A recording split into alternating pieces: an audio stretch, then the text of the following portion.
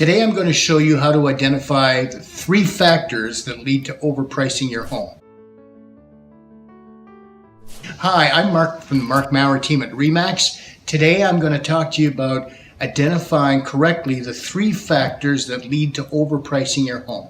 Let's talk about this. By the way, for more videos like this that you won't see anywhere else, don't forget to subscribe to my YouTube channel. Now, let's talk about the 3 factors that lead to overpricing your home.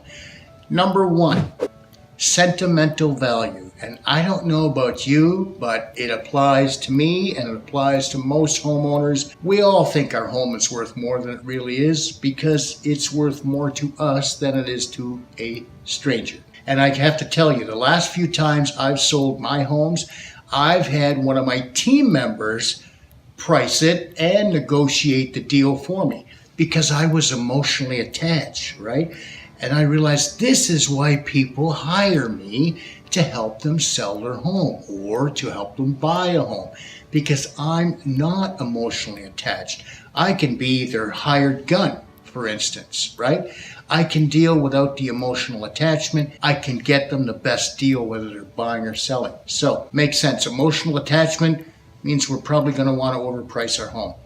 Number 2, unnecessary renovations, and I say unnecessary to a potential target buyer for your home. If, for instance, somebody buys a home, an unfinished basement, they decide to finish their basement, they spend $50,000 having their basement professionally finished, and then something happens, they get transferred, they have to move, maybe they split, they want to sell their home, they want to get that $50,000 out of their basement. Well, if they've been in that home 10 to 20 years, chances are very good they will. But if they've only been in that home a few years, they can probably realistically figure on getting half back based on what they spent.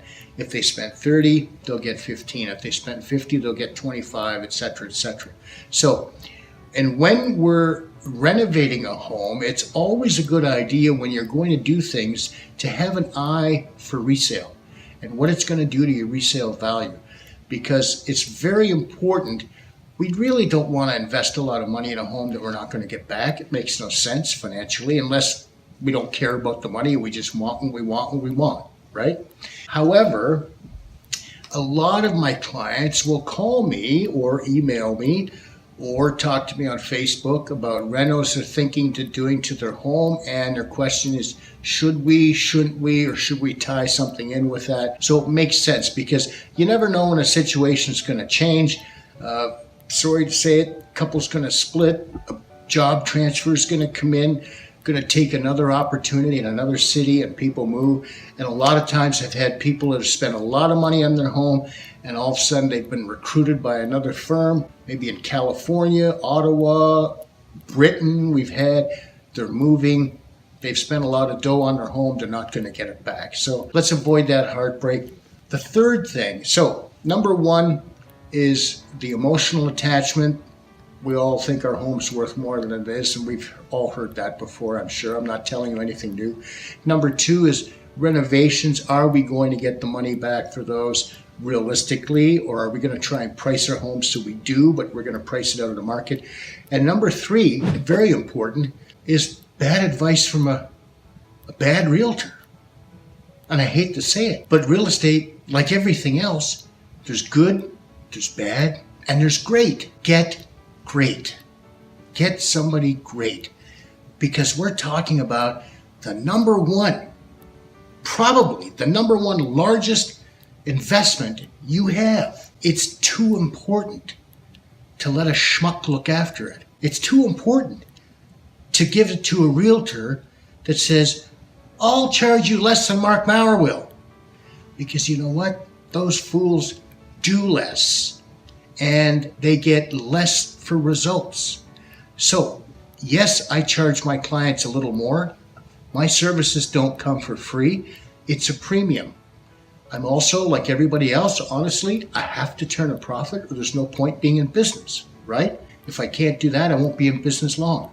But the key thing is when we look logically at the little extra my clients invest in my services and the return on that investment, they get a great return on that investment, and that's what counts. So get a realtor that's great, knows the market, knows how to price your home, knows how to help you pimp your home, has their home stagers come in gratis, go through the home with you, pimp it like crazy so it appeals to the buyer. So don't fall for the cut rate, folks.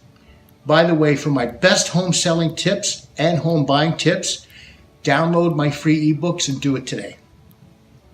All the best.